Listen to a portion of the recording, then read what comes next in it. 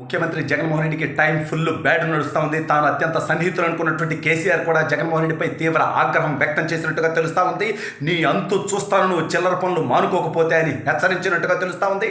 అసలు ఇంతకీ కేసీఆర్ ఎందుకు జగన్మోహన్ రెడ్డిని హెచ్చరించేటువంటి పరిస్థితి వచ్చింది, కేసీఆర్ ఎందుకు జగన్మోహన్ రెడ్డిపై అంత సీరియస్ అవ్వాల్సి వచ్చింది అనేటువంటి సంచలన అంశాన్ని ఈ వీడియోలో వివరించబోయే ముందుగా ఇప్పటివరకు మన ఛానల్ సబ్స్క్రైబ్ చేయని వాళ్ళు ఖచ్చితంగా సబ్స్క్రైబ్ చేయండి, మరో 10 మందితో చేయించండి. ఇక విషయానికి వస్తే, జగన్మోహన్ రెడ్డి కేసీఆర్తో కలిసి డ్రామాలాడాడు. గత ఎన్నికలకు ముందు కేసీఆర్ను వాడుకొని అన్ని రకాలుగా కేసీఆర్ దగ్గర నుంచి సహకారం తీసుకొని ఆంధ్రప్రదేశ్ ఎన్నికల్లో అధికారంలోకి వచ్చాడు. ఆంధ్రప్రదేశ్లో కులాల మధ్య చిచ్చు పెట్టాడు. కేసీఆర్ దగ్గర నుంచి అతనికి ఆర్థికంగా కూడా బలం చేకూరింది. అయితే ఈసారి మాత్రం మొత్తం రివర్స్ అయినట్టుగా తెలుస్తూ ఉంది. తెలంగాణలో జగన్మోహన్ రెడ్డి కోరుకున్నటువంటి ప్రభుత్వం రాలేదు, కాంగ్రెస్ పార్టీ గెలిచింది. కాంగ్రెస్ గెలిచిన తర్వాత రేవంత్ రెడ్డి కాకుండా ఇంకెవరున్నా ముఖ్యమంత్రిని చేస్తా అని చెప్పి ప్రగల్భాలు పలికాడు పనికిమాలినోడు. చివరికి జగన్మోహన్ రెడ్డికి నచ్చని, జగన్మోహన్ రెడ్డికి రంకుమొగుడు లాంటి రేవంత్ రెడ్డి తెలంగాణ ముఖ్యమంత్రి అయి కూర్చున్నాడు. అయితే మొత్తానికి కేసీఆర్ తుంటి విరిగి, కాలు విరిగి ఆసుపత్రిలో ఉంటే కనీసం నెల రోజులు పరామర్శకు కూడా పోలా జగన్మోహన్ రెడ్డికి లేటుగా పోయాడు. ఎందుకంటే భయం, ఎందుకంటే జగన్మోహన్ రెడ్డి అక్రమస్తులు, అక్రమ వ్యాపారాలన్నీ కూడా ఎక్కువగా తెలంగాణలో ఉన్నాయి కాబట్టి రేవంత్ రెడ్డి కోపం వస్తుందేమో అని. అయితే మొత్తానికి లేటుగా అయినా కేసీఆర్ దగ్గరికి పోయాడు, వచ్చాడు.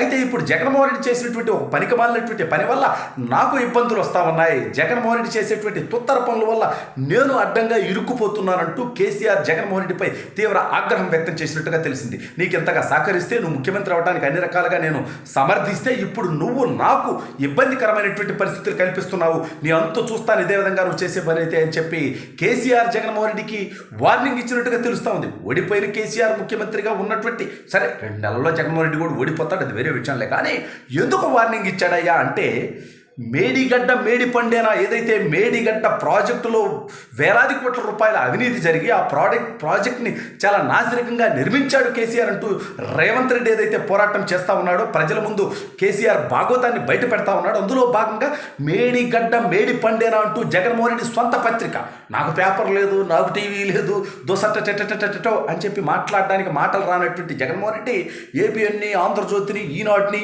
టీవీ5 వీటన్నింటినీ మాట్లాడతాడు కదా, మరి తనకున్నటువంటి వాటి గురించి మాట్లాడు. అయితే ఈ సాక్షి అనేటువంటి అక్కుపక్షి విషపుత్రిక, జగన్మోహన్ రెడ్డి కరపత్రిక, వైసీపీకి పాంపులెట్ అయినటువంటి సాక్షి పేపర్ మేడిగడ్డ గురించి ఒకప్పుడు వార్త రాసింది 2015లో. మేడిగడ్డ మేడిపండేనా, ఇది ఆర్థిక భారమేనా, ఈ లిఫ్ట్ ఇరిగేషను, ఇది తెలంగాణకి ఇబ్బందికరమైనటువంటి పరిస్థితిని రాసింది.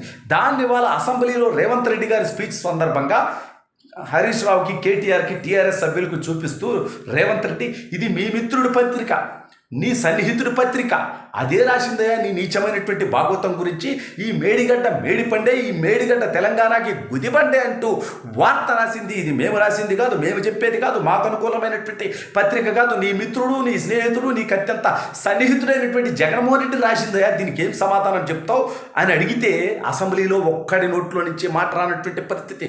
సరే, గత కొద్ది రోజులుగా రేవంత్ రెడ్డి 2 నెలలే అయినప్పటికీ ముఖ్యమంత్రి అయి 3 చెరువుల నీళ్లు తాగిస్తా ఉన్నాడు బీఆర్ఎస్ వాళ్ళతో. అదేవిధంగా జగన్మోహన్ రెడ్డిని కూడా, జగన్మోహన్ రెడ్డిని వదిలిపెట్టను, ఇక్కడ షర్మిలాకి నేను సహకరిస్తాను, జగన్మోహన్ రెడ్డి ఓటమికి నేను పనిచేస్తానని నేరుగా దమ్ముగా ధైర్యంగా చెప్పినటువంటి వ్యక్తి రేవంత్ రెడ్డి. అదేవిధంగా అక్కడ కేసీఆర్ చేసినటువంటి అవినీతి, అక్రమాలు, దుర్మార్గాలు, అరాచకాలు, గత 9.5 సంవత్సరాలుగా వాళ్ళు చేసినటువంటి దౌర్భాగ్యమైనటువంటి పనులు, తెలంగాణ సమాజాన్ని రెచ్చగొట్టి నీళ్లు, నిధులు, నియామకాలు, తెలంగాణకు అన్యాయం జరిగిపోతుంది, మేము వస్తే ఏదో చేస్తామంటూ నిరుద్యోగుల దగ్గర నుంచి ఉద్యోగుల దాకా, వృద్ధుల దగ్గర నుంచి మహిళల దాకా, రైతుల దగ్గర నుంచి వాళ్ళ వ్యాపారస్తుల దాకా ప్రతి వర్గాన్ని ఏ విధంగా హింసించారో, వేధించారో, మోసం చేశారో, అరాచకం చేశారో, లక్షలాది కోట్లు ఏ విధంగా సంపాదించారో అనేటువంటిది వాళ్ళ రేవంత్ రెడ్డి ఒక్కొక్కటిగా బయట పెడతా ఉంటే ప్రజలు విస్తుపోయేటువంటి పరిస్థితి. అది తట్టుకోలేక రేవంత్ రెడ్డిని ముఖ్యమంత్రి అని, తర్వాత తొందరగా పడేస్తామని, మేము గెలుస్తామని, మీరు ఎప్పుడో పడే సంగతి తర్వాత, ముందు ఇప్పుడు అతను ముఖ్యమంత్రి. నీ పార్టీలో బీఆర్ఎస్లో ఉన్నటువంటి శాసనసభ్యులు దాదాపు 20కి పైగా, గెలిచింది 39 అయితే 20కి పైగా, అంటే మెజారిటీ ఎమ్మెల్యేలు ఆల్రెడీ రేవంత్ రెడ్డితో టచ్లోకి వెళ్ళినటువంటి పరిస్థితి. రేవంత్ రెడ్డి ఒకవైపు కేసీఆర్కే కాదు, మరోవైపు జగన్మోహన్ రెడ్డికి కూడా నిద్ర పట్టకుండా చేస్తూ ఉన్నాడు. ఎందుకంటే రేవంత్ రెడ్డి కాంగ్రెస్ పార్టీకి బలాన్ని ఇస్తే, షర్మిలాకి బలాన్ని ఇస్తే ఆ వైఎస్ఆర్ కాంగ్రెస్ పార్టీ ఓట్లే చీలతాయి, అది అంతిమంగా తెలుగుదేశం పార్టీకి లబ్ధి చేకూరుతుందని ఒకవైపు భయం, మరోవైపు రేవంత్ రెడ్డి చంద్రబాబు నాయుడు గారి శిష్యుడు కాబట్టి ఆర్థికంగానో రాజకీయంగానో చంద్రబాబు నాయుడు గారికి సహకరిస్తారు అనేటువంటి ఆందోళన జగన్మోహన్ రెడ్డి.